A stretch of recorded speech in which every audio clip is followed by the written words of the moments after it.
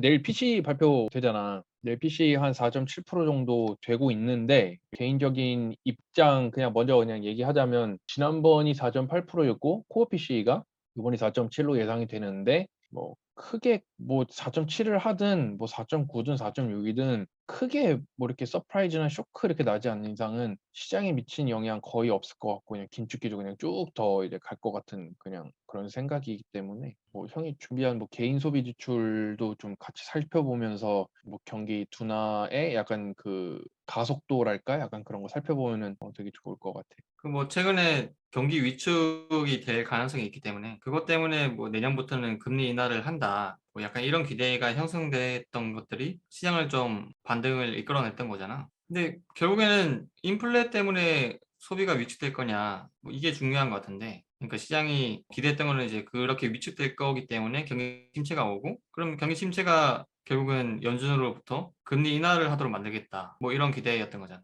근데 소비가 지금 이미 죽고 있는 것 같긴 해. 최근에 PC 흐름을 보면 명목 PC는 계속 증가하고 있는 게 맞는데 코로나 이전 추세보다 더 많이 지출이 일어나고 있고, 근데 실질 PC를 보면 반대지. 코로나 이전 추세보다 더 적은 지출을 하고 있는 걸로 나오고, 실질 PC는 결국은 인플레이션을 배제한 지출을 나타내는 건데, 기업 입장에서는 인플레이션이 매출 원가나 영업 비용 같은 비용으로 반영되는 거니까 지출이 곧 기업의 순이익을 100% 설명한다고 말할 수는 없지만, 인플레이션에 있어서는 기업이나 개인 모두 자유로울 수 없기 때문에 인플레이션은 배제한 실질적인 지출이 증가해야 기업 전반의 순이익도 증가하는데 부정할 수가 없는 거야.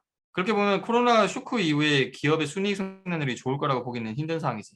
실제로 시장에 상장된 기업들의 순이익 성장성이 좋았었잖아. 근데 이 PC하고 S&P 500의 순이익은 동행한다고 보기는 어렵거든. 그 이유는 좀 이따가 다시 설명을 할게. 어쨌든 분명한 것은 우리가 느끼는 것보다 실질 소비 성장은 약하고, 최근 들어 점점 더 명목상으로 보는 것과 실질 소비 간의 격차가 벌어지고 있어.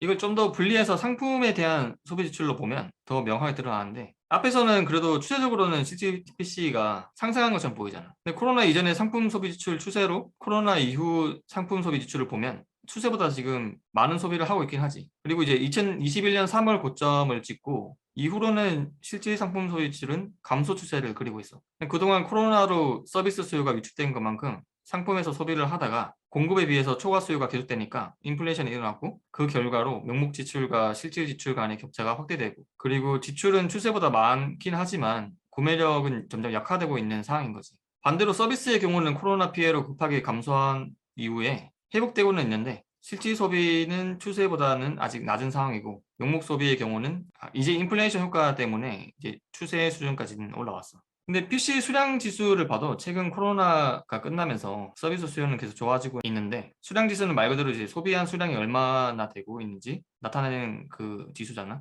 이 지수가 상승해야 실질 GDP도 상승을 하겠지. 근데 상품의 경우는 21년 3월 고점 찍고 이후로 줄어들고 있는 게 보이지. 그리고 물론 저 시기에는 바이든 행정부가 부양책으로 국민들한테 돈을 줬던 시기여서 당시에는 이제 1조 9천억 정도였나? 1조 9천억 정도 달러 규모로 부양책을 했었고, 이전에도 부양책을 몇 번 했었잖아. 코로나 지원 패키지 뭐 1, 2, 3, 뭐 3.5, 4까지 했었고, 그리고 이제 저 21년 3월이 패키지 5를 마지막으로 했던 걸로 기억하는데, 그 영향으로 소비가 엄청 늘어났던 것 같고, 그 이후로는 반대로 더 이상 이제 부양책이 나오지 않아서 소비가 당연히 줄어든 영향도 있겠지만, 올해 들어서 비내구재에서 눈에 띄게 추세적인 하락세가 나오고 있는 그런 상황으로 보여.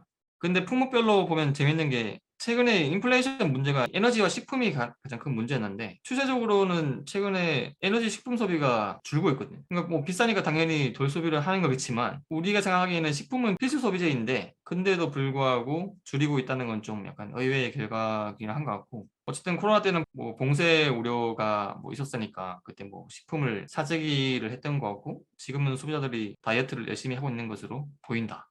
그리고 식품과 에너지를 제외한 소비는 여전히 추세가 꺾인 것으로 보이지는 않지만, 상품 소비가 줄어드는 만큼 서비스 수요는 견조하게 회복되고 있는 영향이 아닌가. 그래서 에너지와 식품을 제외한 PC는 상승 추세가 그대로 유지되고 있는 거 아닌가, 그렇게 생각이 들어. 어쨌든 앞서 봤던 그 PC에서 실질 PC로 보면 추세보다는 낮은 게 맞지만 그래도 추세적으로 꺾인 건 아직 아니지 않느냐, 뭐 심각하게 어려운 상황으로 보이지는 않지 않느냐 할 수도 있어. 근데 그 지난 영상에서 그 블랙락 관련된 얘기 있었잖아. 블랙락 보고서 얘기 그때 했었는데, 그때 얘기를 다시 해보면 S&P 500 전체 이익에서 서비스에 따른 이익이 38%밖에 되지 않는다는 거. 그래서 서비스의 이익 비중이 별로 그렇게 크지 않기 때문에 서비스가 살아난다는 게 주식 시장에는 근원적인 상황이라고 보기가 좀 애매하다는 거지. 그리고 PCE 수치는 GDP로 본다면 뭐 큰 문제가 아닐 수도 있을 것 같은데 S&P 500에서 본다면 큰 문제일 수도 있는 거야. 그래서 이 블랙록 자료를 가지고 간단하게 분석을 해봤는데 상품과 서비스가 GDP와 S&P 500에서 비중이 다르니까 그 실질 PC의 상품과 서비스 데이터를 기반으로 그 블랙록에서 주장하는 그 비중대로 가중치를 구해서 계산을 해봤어. 그러니까 블랙록 자료에서는 상품과 서비스 비중이 S&P 500에서는 2022년 애널리스트 어닝 추정치에서 금융 섹터와 에너지 섹터를 제외하고 상품과 서비스 섹터로 구분했을 때 상품과 서비스의 시장 전체 어닝 비중이 얼마가 되는지 구한 값인 거고 GDP의 경우는 2021년 1분기와 2분기를 기반으로 상품과 서비스의 GDP 비중이 얼마인지를 구한 수치라고 적혀 있어. 근데 GDP에서 other라는 부분이 있는데 other라는 부분이 초록색으로 있잖아. 이 부분이 9% 정도가 되는데 이게 뭐 PC에서 뭔지는 모르지만 그냥 대충 그냥 서비스 비중으로 보고 GDP에서 서비스 비중이 59%가 아니라 9%를 더한 68%로 보고 계산을 했어. 그렇게 했을 경우에 예를 들어 뭐 GDP 비중 PC라고 이제 여기 나와 있는 이 표시가 이 경우를 본다면 실질 PC가 상품 지출 수치가 100이고 서비스 지출 수치가 50이라고 한다면 상품의 100을 32%에 곱해주고 그리고 서비스의 50을 68%에 곱해준 다음에 두 값을 더하면 66이 되거든. 뭐 이런 식으로 이제 계산을 한 거야. 이렇게 계산을 하면 GDP에서 상품과 서비스 비중이 시기마다 조금 다르긴 하겠지만 결과적으로 2017년부터 현재까지 구한 GDP 비중 PC하고 그리고 실질 PC 두 개가 거의 비슷한 흐름을 보이고 있어. 그러니까 이 수치대로 계산하면 거의 비슷하게 나온다는 거지. 뭐 아더라는 부분이 좀 오차가 조금 발생하긴 하겠지만 마찬가지로 이제 S&P 500 비중 PC도 뭐 상품은 62%, 서비스는 38%로 계산해서 산출한 값이 저 이제 오렌지색 그래프야. 그리고 회색 선이 S&P 500의 EPS 값인데 S&P 500의 상품 및 서비스 가중 PC하고 비교를 해보면 약간 후행적으로 나오는 걸로 보이고 물론 뭐 저 수치가 실제 뭐 S&P 500 EPS와 무조건 같을 수는 없겠지. 뭐 에너지하고 금융 섹터가 제외된 거기도 하고 그리고 뭐 기업 실적은 뭐 미국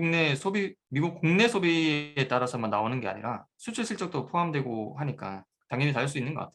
어쨌든 S&P 500 비중 PC는 코로나 직후에 실질 PC보다 큰 성장을 보이다가 최근에는 상승세가 정체돼서 횡보하고 있고 반대로 GDP 비중 PC 같은 경우에는 실질 PC랑 거의 뭐 동일하지만 뭐 지속적으로 계속 상승하고 있는 추세를 그리고 있는 걸로 보여지거든. 그러니까 어떻게 보면은 S&P 500에서 그 상품과 서비스 비중이 다르기 때문에 PC 값만 가지고 판단하기는 좀 힘들다는 거야. 그 상품의 비중과 서비스 비중을 고려했을 때 2021년 3월을 고점으로 찍은 다음에 그 이후로는 오히려 하락한 상황이거든. 그러면 이거를 아까 봤던 그 상품 실질 소비 지출 고점하고 비교를 해보면 동일하잖아. 21년 3월이 고점이었잖아. 그 바이든에서 코로나 지원 패키지를 했던 그 시점이 고점이었고 그 이후로는 계속 안 좋아지고 있다. 어쨌든 GDP 비중 PC하고 S&P 500 비중 PC를 두 개를 비교해 봤을 때 PC에서 상품과 서비스가 어떻게 변화되는가에 따라서 GDP에 미친 영향과 S&P 500 기업 실적에 미친 영향은 다를 수 있다. 아까 앞에서 설명해 준 거가 좀 재밌는 연관성이 있을 수도 있겠는데 미국에서 음, 어쨌든 그 S&P 비중 PC 저 그래프 상에서 2021년 3월 정점 찍고 나서 음, 계속 횡보세거나 이렇게 하락세 보이고 있는데 음, 어쨌든 코로나 시대 때 뭐 IT 가전이나 여러 가지 뭐 상품들 어쨌든 그런 소비가 어쨌든 그 정점 찍고 약간 더 이렇게 크게 이제 상승을 못 하고 있다는 걸로도 약간 볼 수가 있다면 음, 그런 상품들을 만들어서 수출하는 우리나라나 뭐 대만 같은 경우 뭐 반도체 이런 것들 그 주가만 음, 보더라도 코스피도 2021년 한 3월, 4월, 5월 뭐 이점 그러니까 2021년 3월쯤에 정점 찍고 나서 그 실적이 반영되고 발표가 되면서 이제 올라갔던 게 2021년 어쨌든 한 5, 6월 정점 찍고 이제 코스피가 쭉 떨어지거든 그다음부터. 그다음에 이제 타이완 지수도 보면은 뭐 약간 좀 더 올라가긴 했지만 크게 이제 더 상승은 못하고 음, 정체되다가 요즘 떨어진 모습인데 그냥 음. 그런 부분에서도 약간 재밌게 확인할 수가 좀 있는 것 같아 그 연관성들을. 맞아. 그렇게 볼 수도 있을 것 같고. 그리고 또 최근에는 이제 어쨌든 서비스 수요가 계속 확대되고 있으니까. 그러면 상품 수요는 줄어드는 상황에서 서비스 수요만 계속 확대되고 이런 상황이 계속 지속이 된다. 그러면 S&P 500 어닝에서는 뭐 오히려 횡보하거나 아니면 오히려 하락할 가능성이 충분히 있을 수 있지 않겠나.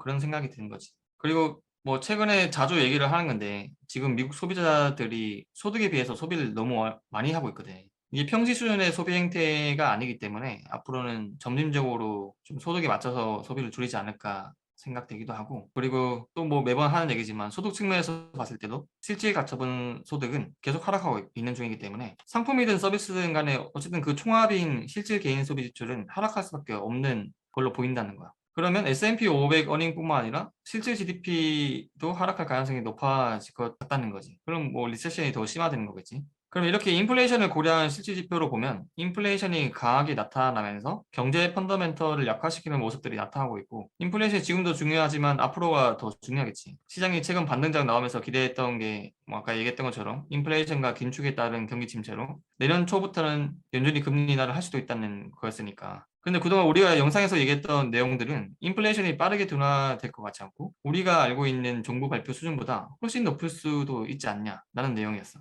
그러니까 실제로 정부가 발표하는 그 인플레이션이 중요한 게 아니라 그 발표한 수치보다 실제 인플레이션이 더 심하다라고 한다면 기업 실적은 더 나빠질 수 있지 않냐.